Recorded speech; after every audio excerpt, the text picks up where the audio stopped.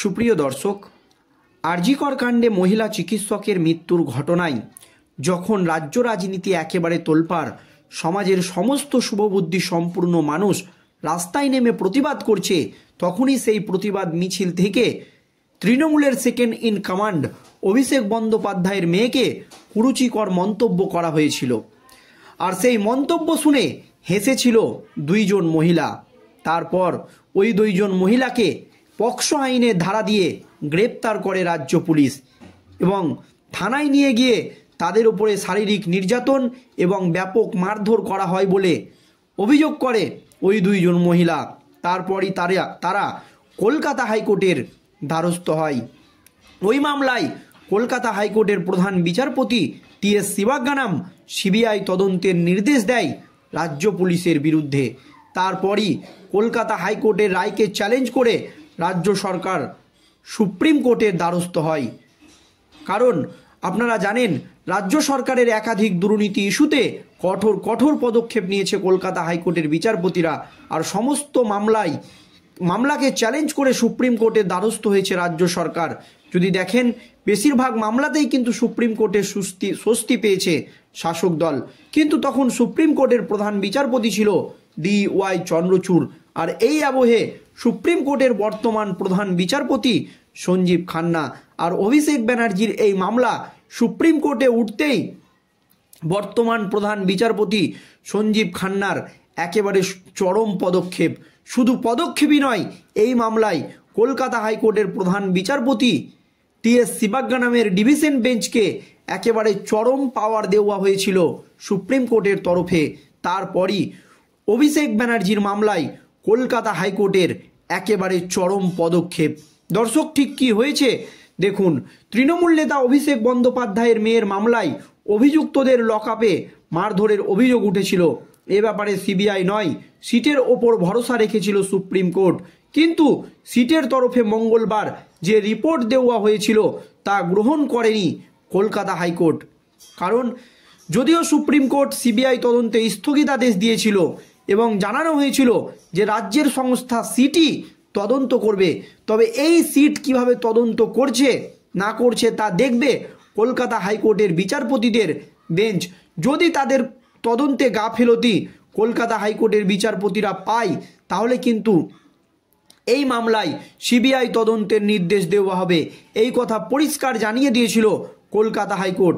আর এই আবহে কলকাতা হাইকোর্টে সিটের রিপোর্ট নিয়ে চরম অস্বস্তিতে পড়েছে শাসক দল তৃণমূল কংগ্রেস। কেন? তৃণমূল নেতা অভিষেক বন্দ্যোপাধ্যায়ের যে মামলায় অভিযুক্তদের লকআপে মারধর করার অভিযোগ উঠেছিল, এই ব্যাপারে সিবিআই নয়, সিটের ওপরেই ভরসা রেখেছিল সুপ্রিম কোর্ট।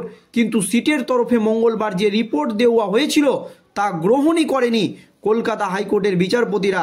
এদিন এই ঘটনায় যে তদন্তকারী আধিকারিক এই মামলা সংক্রান্ত রিপোর্ট হাইকোর্টে জমা দিয়েছেন, তিনি সিটের সদস্যই নাকি নন, অথচ তাকে এই ঘটনার তদন্তকারী আধিকারিকের দায়িত্ব দেওয়া হয়েছে। এই বিষয়ে ক্ষোভ প্রকাশ করে কলকাতা হাইকোর্টের বিচারপতি জয়মাল্য বাগচি এবং গৌরাঙ্গ কান্তের ডিভিশন বেঞ্চ বিচারপতি জয়মাল্য বাগচির মন্তব্য, এই পদক্ষেপ আদালতের নির্দেশ অবমাননা করার পর্যায়ে পড়ে। তিনি বলেন, শীর্ষ আদালতের নির্দেশ অনুযায়ী এই ঘটনায় দ্রুত তদন্ত করতে বলা হয়। সিট কিভাবে অন্য কাউকে তদন্তকারী আধিকারিক হিসাবে যুক্তি করল, এটাই বিশেষ তদন্তকারী দল বা সিটের ক্ষমতা, এই প্রশ্ন তুলে দেন কলকাতা হাইকোর্টের বিচারপতি জয়মাল্য বাগচি। তাহলে কি এবার অভিষেক ব্যানার্জির এই মামলায় সিবিআই তদন্তের নির্দেশ দিবে সুপ্রিম কোর্ট? কেন বলছি দর্শক, সম্প্রতি তৃণমূলের সর্বভারতীয় সাধারণ সম্পাদক অভিষেক বন্দ্যোপাধ্যায়ের মেয়ের বিরুদ্ধে কুরুচিকর মন্তব্য সংক্রান্ত মামলা শুনানির জন্য উঠেছিল সুপ্রিম কোর্টে। এখানেই আদালতের নির্দেশ বহাল সিবিআই তদন্তে স্থগিতাদেশ দেওয়া হয়। পাশাপাশি রাজ্য পুলিশের বিশেষ তদন্তকারী দল গড়ে দেয় শীর্ষ আদালত। রাজ্য পুলিশের দ্বারা ধৃত দুই মহিলাকে পুলিশের মারধরের অভিযোগের ঘটনায় তদন্তভার রয়েছে সিটের ওপর। তবে সিট কিন্তু এখন তদন্তে গাফিলতি করছে। কারণ এই প্রশ্ন তুলে দিয়েছে কলকাতা হাইকোর্টের বিচারপতিরা। মামলার শেষ শুনানিতে সুপ্রিম কোর্টের তরফে কলকাতা হাইকোর্টের প্রধান বিচারপতিকে একটি বেঞ্চ গঠনের নির্দেশ দেওয়া হয়েছে। সুপ্রিম কোর্টের নির্দেশ, আপাতত সিটের তদন্তের ওপর নজর রাখবে কলকাতা হাইকোর্টের সেই বেঞ্চ। কোনো কারণে সিট ব্যর্থ হলে সিবিআই তদন্তের নির্দেশ দেবে সর্বোচ্চ আদালত। এদিন সুপ্রিম কোর্টের বিচারপতি সূর্যকান্ত এবং বিচারপতি উজ্জ্বল ভূঁইয়ানের বেঞ্চ এই নির্দেশ দিয়েছিল। আর প্রথমেই তদন্ত করতে গিয়ে কলকাতা হাইকোর্টে বড়সড় ধাক্কা খেল রাজ্যের সংস্থা সিট। তাহলে কি এই মামলায় সিবিআই তদন্তের নির্দেশ দেবে সুপ্রিম কোর্ট? কারণ সেই সিটের নেতৃত্বে রয়েছে আইপিএস অফিসার আকাশ মাঘারিয়া। তার নেতৃত্বে সিটকে তদন্ত করে প্রয়োজনীয় পদক্ষেপ করার নির্দেশ দিয়েছে সুপ্রিম কোর্ট। পাশাপাশি অভিযোগকারিণী ওই দুই মহিলাকে পর্যাপ্ত নিরাপত্তা দেওয়ার নির্দেশ দিয়েছে সর্বোচ্চ আদালত। প্রসঙ্গত, অভিষেকের মেয়েকে কুৎসিত ভাষায় আক্রমণের মন্তব্যকে সমর্থন করে হাততালি দেওয়ার অভিযোগে দুই মহিলাকে গ্রেপ্তার করে পুলিশ। অভিযোগ ওঠে হেফাজতে থাকাকালীন ওই দুই মহিলাকে ব্যাপক মারধর করে পুলিশ। এরপরও হাইকোর্টের দ্বারস্থ হন তারা।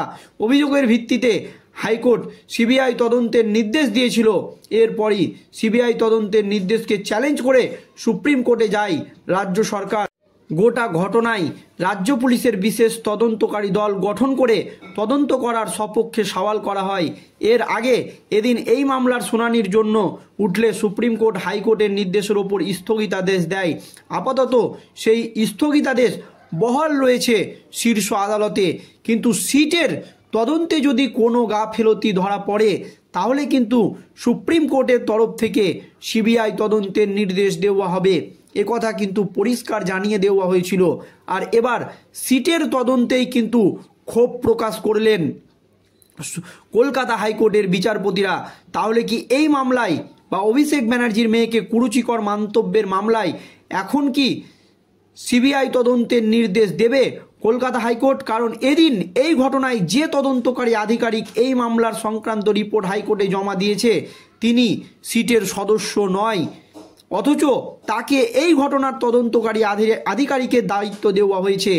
এই বিষয়ে চরম ক্ষোভ প্রকাশ করেছে কলকাতা হাইকোর্টের বিচারপতি জয়মাল্য বাগচি এবং গৌরাঙ্গ কান্তের বেঞ্চ।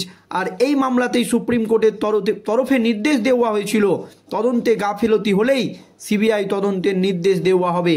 এখন সুপ্রিম কোর্ট বা কলকাতা হাইকোর্টের বিচারপতিরা এই নিয়ে কি পদক্ষেপ নেয় বা কি রায় দেয়, শেষ পর্যন্ত কি হয়, সেই দিকেই আমাদের নজর থাকবে। দর্শক, এই ঘটনা নিয়ে আপনাদের মতামত অবশ্যই ভিডিওর কমেন্ট বক্সে জানাবেন। ভিডিওটি ভালো লাগলে একটি লাইক করবেন। ধন্যবাদ।